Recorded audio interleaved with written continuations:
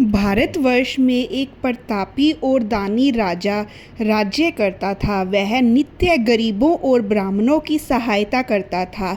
यह बात उसकी रानी को अच्छी नहीं लगती थी। वह न ही गरीबों को दान देती, न ही भगवान का पूजन करती थी और राजा को भी दान देने से मना किया करती थी। एक दिन राजा शिकार खेलने वन को गए हुए थे, तो रानी महल में अकेली थी। उस समय बृहस्पति देव साधु वेश में राजा के महल में भिक्षा के लिए गए और भिक्षा मांगी। रानी ने भिक्षा देने से इनकार किया और कहा, हे साधु महाराज, मैं तो दान पुण्य से तंग आ गई हूँ। मेरा पति सारा धन लुटाते रहते हैं। मेरी इच्छा है कि हमारा धन नष्ट हो जाए, फिर न रहेगा बांस, न बजेगी बांसुरी। साधु ने कहा कि तुम तो बड़ी विचित्र हो। धन संतान तो सभी चाहते हैं, पुत्र और लक्ष्मी तो पापी के घर में भी होने चाहिए। यदि तुम्हारे पास अधिक धन है तो भूखों को भोजन दो, प्यासों के लिए प्याऊ बनवाओ, मुसाफिरों के लिए धर्मशालाएं खुलवाओ।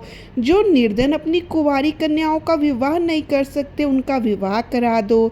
ऐसे और कई काम हैं जिनके करने से तुम्हारा यश लोक परलोक में फैलेगा। परंतु रानी पर उपदेश का कोई प्रभाव ना पड़ा। वह बोली, महाराज, आप मुझे कुछ न समझाइए। मैं ऐसा धन नहीं चाहती जो हर जगह बांटती फिरूं। साधु ने उत्तर दिया, यदि तुम्हारी ऐसी इच्छा है तो तथास्तु। तुम ऐसा करना कि बृहस्पतिवार को घर लीपकर पीली मिट्टी से अपना सिर धोकर स्नान करना, भट्टी चढ़ाकर कपड़े धोना। ऐसा करने से आपका सारा धन नष्ट हो जाएगा। इतना कहकर वह साधु महाराज वहाँ से आलोप हो गए। साधु के अनुसार कई बातों को पूरा करते हुए रानी को केवल 3 बृहस्पतिवार ही बीते थे कि उसकी समस्त धन संपत्ति नष्ट हो गई। भोजन के लिए राजा का परिवार तरसने लगा। तब एक दिन राजा ने रानी से बोला कि हे रानी, तुम यही रहो, मैं दूसरे देश को जाता हूँ, क्योंकि यहाँ पर सभी लोग मुझे जानते हैं, इसलिए मैं कोई छोटा कार्य नहीं कर सकता। ऐसा कहकर राजा परदेश चला गया। वहाँ वह जंगल से लकड़ी काट कर लाता और शहर में बेचता। इस तरह वह अपना जीवन व्यतीत करने लगा। इधर राजा के परदेश जाते ही रानी और दासी दुखी रहने लगी। एक बार जब रानी और दासी को 7 दिन तक बिना भोजन के रहना पड़ा, तो रानी ने अपनी दासी से कहा, हे दासी, पास ही के नगर में मेरी बहन रहती है। वह बड़ी धनवान है, तू उसके पास जा और कुछ ले आ, ताकि थोड़ी बहुत गुजर बसर हो जाए। दासी रानी की बहन के पास गई। उस दिन गुरुवार था और रानी की बहन उस समय बृहस्पतिवार व्रत की कथा सुन रही थी। दासी ने रानी की बहन को अपनी रानी का संदेश दिया, लेकिन रानी की बड़ी बहन ने कोई उत्तर नहीं दिया। जब दासी को रानी की बहन से कोई उत्तर नहीं मिला तो वह बहुत दुखी हुई और उसे क्रोध भी आया। दासी ने वापस आकर रानी को सारी बात बता दी। सुनकर रानी ने अपने भाग्य को कोसा।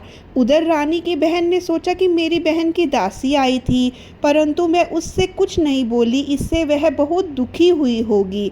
कथा सुनकर और पूजन समाप्त करके वह अपनी बहन के घर आई और कहने लगी, हे बहन, मैं बृहस्पतिवार का व्रत कर रही थी। तुम्हारी दासी मेरे घर आई थी, परंतु जब तक कथा होती है तब तक न तो उठते हैं और न ही बोलते हैं, इसलिए मैं नहीं बोली। कहो दासी, क्यों गई थी? रानी बोली, बहन, तुमसे क्या छिपाऊं, हमारे घर में खाने को अनाज नहीं था। ऐसा कहते कहते रानी की आंखें भर आई। उसने दासी समेत पिछले 7 दिनों से भूखे रहने तक की बात अपनी बहन को विस्तार पूर्वक सुना दी। रानी की बहन बोली, देखो बहन, भगवान बृहस्पति देव सबकी मनोकामना को पूर्ण करते हैं। देखो, शायद तुम्हारे घर में अनाज रखा हो। पहले तो रानी को विश्वास नहीं हुआ, पर बहन के आग्रह पर उसने अपनी दासी को अंदर भेजा तो उसे सचमुच अनाज से भरा एक घड़ा मिल गया। यह देखकर दासी को बड़ी हैरानी हुई। दासी रानी से कहने लगी, हे रानी, जब हमको भोजन नहीं मिलता तो हम व्रत ही क्यों करते हैं? इसलिए क्यों न इनसे व्रत और कथा की विधि पूछ ली जाए ताकि हम भी व्रत कर सकें। तब रानी ने अपनी बहन से बृहस्पतिवार व्रत के बारे में पूछा।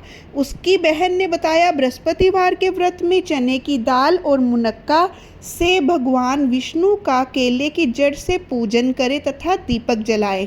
व्रत कथा सुने और पीले भोजन ही करें, इससे बृहस्पति देव प्रसन्न होते हैं। व्रत और पूजन विधि बताकर रानी की बहन अपने घर को लौट गई। 7 दिन के बाद जब गुरुवार आया तो रानी और दासी ने व्रत रखा। गुड़साल में जाकर चना और गुड़ लेकर आई, फिर उससे केले की जड़ तथा विष्णु भगवान का पूजन किया। तब पीला भोजन कहाँ से आए, इस बात को लेकर दोनों बहुत दुखी थे। चूँकि उन्होंने व्रत रखा था इसलिए बृहस्पति देव उनसे प्रसन्न थे, इसलिए वे एक साधारण व्यक्ति का रूप धारण कर 2 थालों में सुंदर पीला भोजन दासी को दे गए। भोजन पाकर दासी प्रसन्न हुई और फिर रानी के साथ मिलकर भोजन ग्रहण किया। उसके बाद वे सभी गुरुवार को व्रत और पूजन करने लगी। बृहस्पति भगवान की कृपा से उनके पास फिर से धन संपत्ति आ गई, परंतु रानी फिर से पहले की तरह आलस्य करने लगी। तब दासी बोली, देखो रानी, तुम पहले भी इस प्रकार आलस्य करती थी, तब तुम्हें धन रखने में कष्ट होता था, इसी कारण सभी धन नष्ट हो गया, और जब हमने बृहस्पति भगवान की कृपा से ये धन मिला है तो तुम फिर से आलस करती हो। रानी को समझाते हुए दासी कहती है कि बड़ी मुसीबतों के बाद हमने यह धन पाया है, इसलिए हमें दान पुण्य करना चाहिए, भूखे मनुष्य को भोजन कराना चाहिए, भूखे मनुष्य को धन देना चाहिए, जिनके पास धन नहीं है उनको धन देना चाहिए, कुंवारी लड़कियों का विवाह कराना चाहिए, जिससे तुम्हारे कुल का यश बढ़ेगा, स्वर्ग की प्राप्ति होगी और पितृ प्रसन्न होंगे। दासी की बात मानकर रानी अपना धन शुभ कार्यों में खर्च करने लगी, जिससे पूरे नगर में उसका यश फैलने लगा।